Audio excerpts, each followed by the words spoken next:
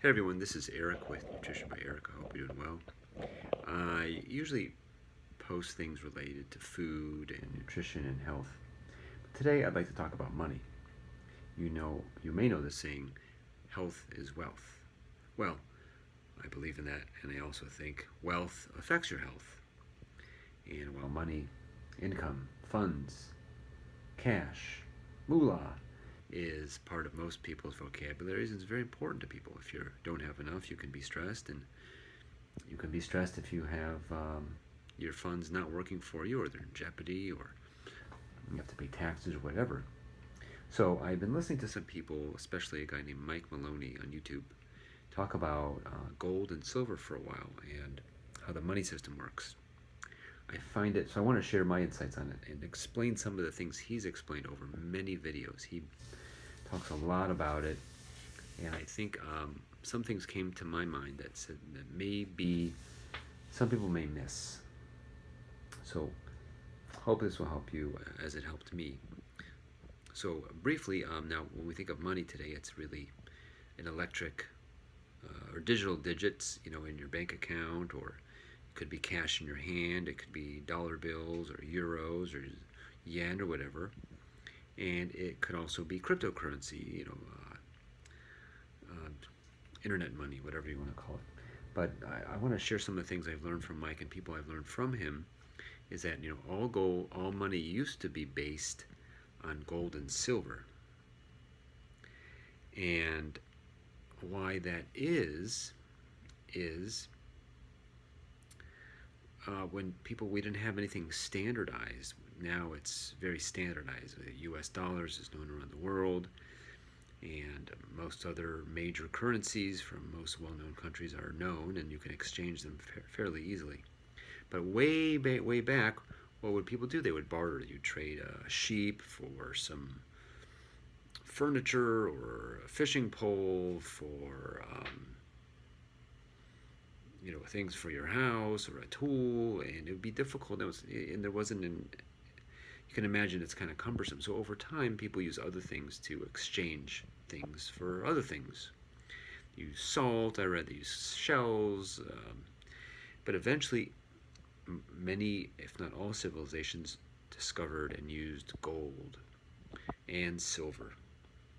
And in a way, even though Mike doesn't say it, they're kind of like rocks, right? They're shiny objects found in the ground. And if you were lucky enough, or your country was lucky enough to find them and had the ability to fashion them, convert them into some kind of coin, you could exchange them. Now, here's the trick. Here's what I thought was interesting. Now, again, that's just based on luck. You may have known in California the gold rush, and there's probably gold rushes in many places. But why gold and silver? Well, they don't rust is one big thing. They stay the same shape, and the qualities keep them. They stay intact. They have unique properties, and they have a long-term history. They've been used as money to exchange things for other things for over 5,000 years, if I'm not mistaken. And most countries keep the big store of them. They keep a big. This is kind of how we evolved. You'd have a big chunk of them. Your government, or some group, let's say a government or a group in your country, would have a whole bunch of them and say, okay, we have so many pounds or tons or kilograms of gold and silver, and we're going to say that's our money, and we're going to use paper notes called fiat, also known as dollar bills or paper money.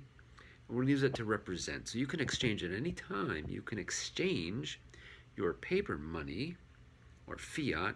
Mike doesn't like calling paper currency money. It's just currency represents money, and you could exchange it, and it would be at a fixed rate. For a while, I forget the president, it was a long time ago, the president says, okay, for every $20 bills, for every $20, we would give you 1 ounce of gold. And that's a pretty good sized coin. And then there was an amount for silver.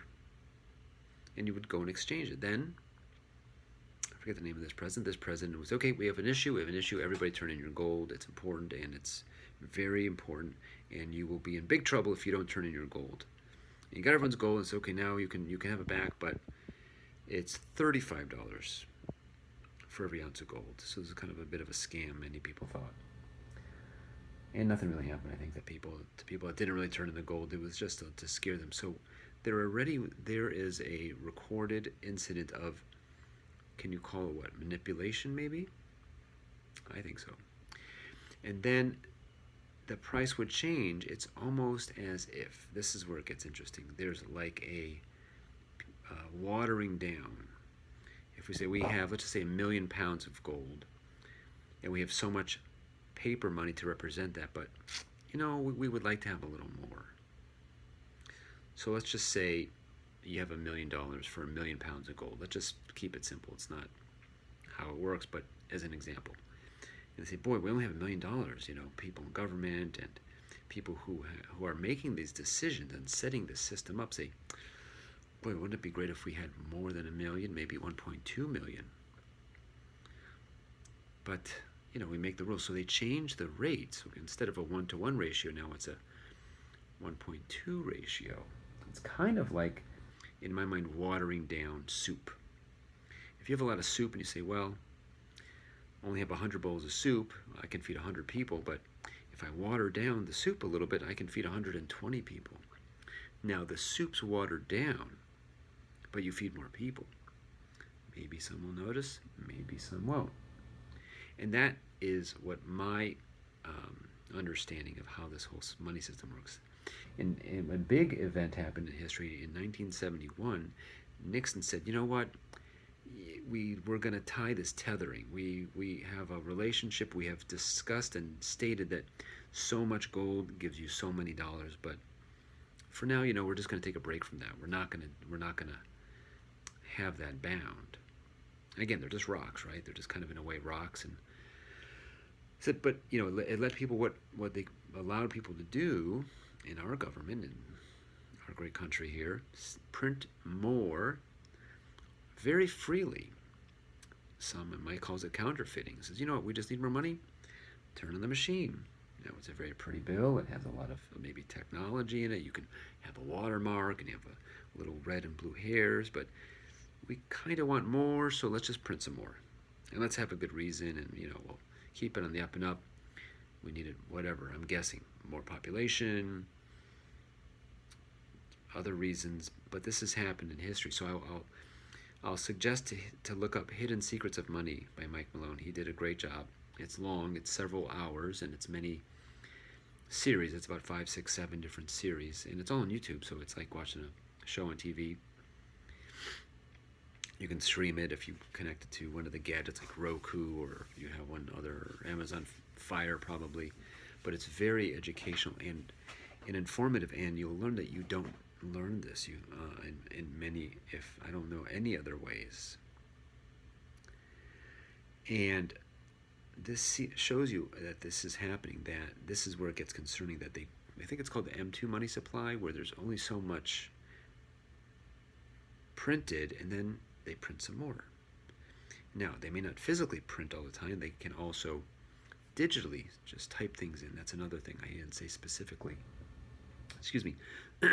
That they could just go and say, okay, now we have an extra $1 billion in these bank accounts. They being the Fed and people who have the ability. There's the Fed and there's the Treasury, and one's private and one's public. One's government, one is a company. So it's all very interesting, and I bring all this up, and I made this video because most people don't know this. They don't really understand what's going on. How does that dollar bill get in your pocket? Where did it come from? How many are made? Who gets them when they're made? Who decides how many are made? Very important, especially because there were some changes recently. If you look into the history, you'll see how many were printed over time. A little bit, kind of more modestly were printed over time. Then not too long ago, last few years, they printed, they created, they physically printed, they make it digitally. I don't really know, but a lot more came into existence. Think about that soup. When you water down that soup, you add a few drops here and there, and a half a cup there, and a couple ounces, or a little bit. But when you add a lot of soup water to that soup, what happens? That soup is really watered down, and people notice.